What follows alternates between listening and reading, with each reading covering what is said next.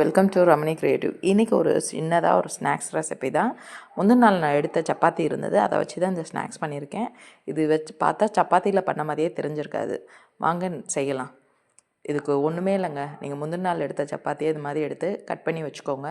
Cut பண்ணுறது பார்த்திங்கன்னா ட்ரையாங்கிளாக cut பண்ணிக்கோங்க. ட்ரையாங்கிள் கட் பண்ணாதீங்க, ரெக்டாங்கிளாக, சாரி நான் தப்பாக சொல்லிட்டேன், ரெக்டாங்கிளாக கட் பண்ணிக்கோங்க. இது மாதிரி எல்லா சப்பாத்தியும் கட் பண்ணி வச்சுக்கோங்க. மீதி இருக்க சப்பாத்தியை வந்து குட்டி குட்டி பீசஸாக எடுத்து தனியாக வச்சுருங்க. இப்போ அதுக்கு ஒரு உருளைக்கிழங்கு 5-6 உருளைக்கிழங்கு எடுத்து குக்கரில் போட்டு 3 விசில் விட்டு வேக வச்சு எடுத்துக்கோங்க. அந்த தோலெல்லாம் ரிமூவ் பண்ணிடுங்க. வேக வச்சதுக்கு முன்னாடி அதுக்கு முன்னாடி ஒரு சின்ன கப்பில் பார்த்திங்கன்னா மைதா மாவு ஆட் பண்ணி கொஞ்சோண்டு உப்பு போட்டு நல்லா பேஸ்ட் மாதிரி கலக்கி வச்சுக்கோங்க. அதெல்லாம் பேஸ்ட் ஆகிறதுக்கு ஒட்டுறதுக்கு, அந்த சப்பாத்தி ஒட்டுறதுக்காண்டி அந்த இது பண்ண சொல்லியிருக்கேன். இன்னொரு இதில் வந்து மைதா மாவாக கலக்கி வச்சுக்கோங்க.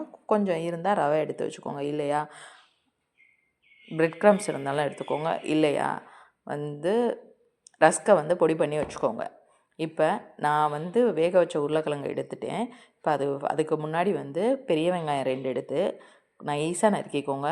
பச்சை மிளகா, மல்லித்தழை எல்லாமே நறுக்கி அதில் போட்டுட்டு கரம் மசாலா, மிளகாய்த்தூள், உப்பு, சீரகத்தூள், பெப்பர் தூள் ஆட் பண்ணிக்கோங்க. தேவையான அளவு உப்பு ஆட் பண்ணிக்கோங்க. எல்லாத்தையும் ஒன்றா கொட்டி உருளைக்கிழங்கையும் போட்டு நல்லா ஸ்மாஷ் பண்ணிக்கோங்க. நல்லா பிணைஞ்சிக்கோங்க. கைவிட்டு பிணையிறனாலும் சரி, இல்லை மற்ற வச்சு நீங்கள் அமுக்கி பிணைஞ்சாலும் சரி, எல்லாத்தையுமே நல்லா பிணைஞ்சி குட்டி குட்டி உருண்டையாக உருட்டி எடுத்துக்கோங்க. இப்போ அந்த சப்பாத்தியை கட் பண்ணி வச்சுருக்கோம்ல, அதை எடுத்து இப்படி கட் பண்ணி இப்படி ஜாயின் பண்ணிங்கன்னா ஸ்கொயர் ஷேப்பில் வரும். இதை வந்து அந்த மைதா மாவில் டிப் பண்ணி, ரவையில் டிப் பண்ணி இப்படி போட்டிங்கன்னா அவ்வளோ சூப்பராக வரும். வெளியில் கிறிஸ்பியாகவும் உள்ளே சாஃப்டாகவும் இருக்கும்.